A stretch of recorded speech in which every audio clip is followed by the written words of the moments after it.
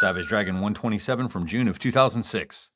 A World Against Him, it says here on the watercolored cover image, though Mr. Glum is actually colored in Photoshop, so that red really pops in contrast to the painted artwork. I'm not the biggest fan of this cover, but I might be in the minority there. Anyway, let's check this one out. Glum World 2 by Eric Larson. That's right, writer, artist, colorist, letterer. He does it all this issue, along with Josh Eckhorn, who may contain traces of peanuts. Thanks for the warning. How about a recap, also included here? Previously, in Savage Dragon, Mr. Glum fired off the all-powerful God gun and made his wish. I wish that every single human being on this stupid planet would do what I told them to do. Powerless, injured Savage Dragon was given a blood transfusion of his pre-negated blood. Dragon's wife Jennifer went missing, and Dragon's daughter Angel was abducted by her old friend Mr. Glum and has joined him in his quest to take over the world. So that catches us up to speed. But now we jump ahead 1 year later. Explosions as mountains tumble, armies of heroes protecting Glum, every human following his orders, dying to serve the dictator's demands. His foolish plan to make the planet look like him. This old lady working herself to death, all with a smile on her face. But her body gives out. Granddaughter tries to help her, but they're both ruthlessly gunned down. A shocking demise.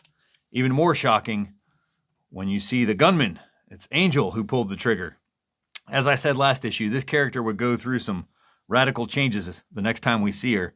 I may have undersold it. Fans would struggle to process this update to the kid they've come to love as a goofball side character. Now she's murdering grannies in cold blood, wearing a huge grin on her face. Not to mention the platform boots, miniskirt, midriff tank top. You barely recognize this girl. And she's not done yet. Stevenson comes up to report to Glum. That's right, the old government liaison for the Special Operations Strike Force. He's the lucky bastard that gets to tell Glum that his plan to give Earth a makeover is not doable. There are these things called oceans that are getting in the way. Plus, everyone is dying of thirst, exposure, exhaustion.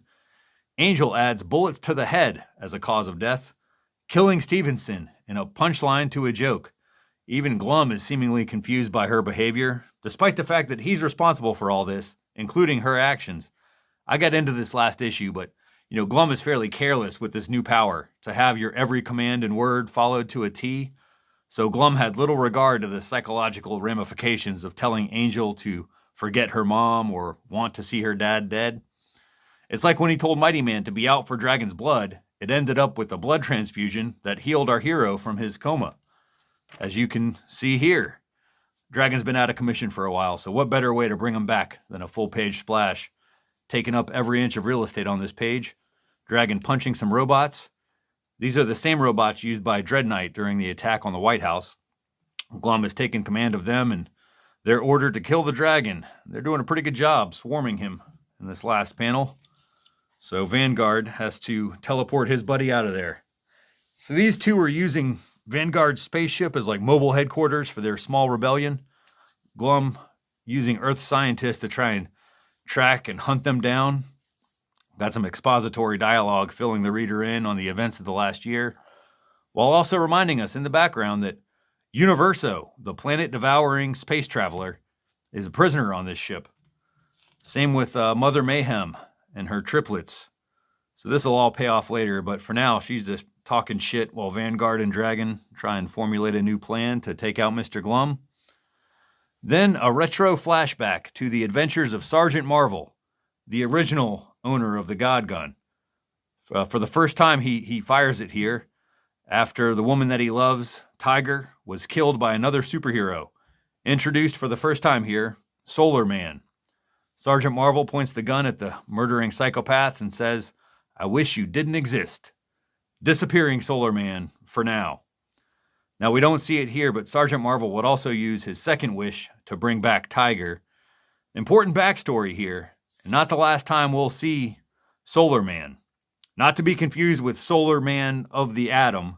No, Solar Man is obviously more of a Superman homage, except he kind of looks more like a Captain Marvel homage, but that's Mighty Man. Mighty Man is the counterpart to Shazam and all that. But anyway, he wears the same colors as Superman, where he wears the yellow and All right, let's move on. We're going to get confused here. Got the return of Mako and the Atlanteans. The Sharkman is the new ruler of Atlantis, and he's brought an army to claim dominance over the surface world. Glum tells him to go piss up a rope, so the leader of the fishmen leaves to go fulfill this task. I don't think that's ever paid off. Maybe I'm wrong, but this scene should be familiar for longtime readers because the rules of physics have not changed, and the Atlanteans once again fall victim to rapid decompression, their heads popping in a bouquet of blood thanks to the lack of pressure. Everyone has a laugh. Mr. Glum wiping tears from his face as he tells an army of heroes to kill the rest of the bottom dwellers before they escape. This is the distraction the dragon needs. Teleporting onto the scene, attacking Glum, but it's not going well. Glum has upgraded his armor with force fields, and Angel is just bloodthirsty to ask, hoping to see the dragon die here, and she might get her wish. Dragon is just getting ragdolled by Glum, tossed around and smashed repeatedly. Too much to handle, so Vanguard teleports him out of there. But unfortunately, Glum's scientists, they have tracked down Dragon on this spaceship, and they send powerful vibrations to break apart the ship or the space station or whatever it is. It's destroyed, sending all the occupants into the vacuum of space. Low Earth orbit, Mother Mayhem and Universo, the prisoners are free. A triumph for Mr. Glum and Angel, who takes the moment to declare their love for each other. That's right. Angel saying that she has never felt this way before. Mr. Glum saying that he felt it too. And she asks if this is real and not just one of his commands, and he swears it's real. It's a twisted but beautiful moment for these two, I guess. Interrupted by the sudden appearance of some weirdos. No, these are characters from Mark Millar's series Wanted. I'll be honest, I've never read the comic. I did see the Angelina Jolie movie, but didn't really enjoy that one. Irregardless, they're here now, and they want the God Gun. So quite the cliffhanger. Leaves the readers wanting more. On to Fanatics, with reaction to issue 123. Larson fielding some questions about the increased workload, taking on the coloring and the lettering, not to mention the editorial decisions, quality control, scheduling, other publisher duties. A hell of a lot on his plate. Plus, there's a 48-page Rock House Diner story by Frank Fosco coming out. And the She-Dragon one-shot we just covered by Fearless Francesco. A hell of a lot going on. And still more comics after the letters. We have a story with artwork by K.R. Wallen. Horridus is broken out of prison, and she's doing some skinny dipping in this lake.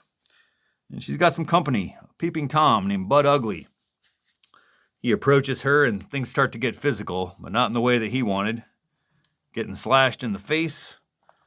Then Powerhouse, thankfully flying by in earshot. He saves the day, taking out Bud Ugly, leaving Sarah smitten as her new crush flies off. So that just leaves Comic Bits by Chris G. Russo. More fallout from this multiverse nonsense, maybe wrapping up soon. That's going to do it for this one. Come back for issue 128 next. Adios.